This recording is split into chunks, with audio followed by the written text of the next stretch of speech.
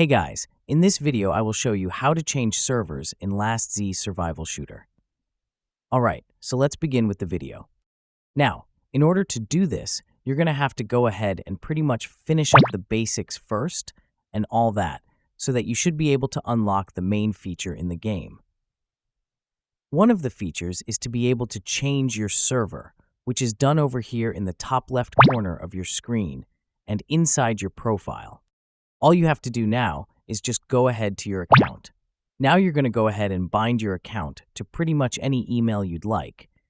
And once you do that, you should be able to have access to something like this. Maybe like an icon or an ID, something like this. Then just go ahead to the character management option and you should be able to change your servers or pretty much addressed as state in this game. So a state is pretty much a server.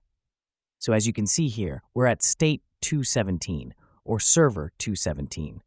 So if you want to go ahead and change your server, just go ahead and choose. And of course, your progress will be different, and you'll only be able to make one character per server or state. But anyways, that's about it.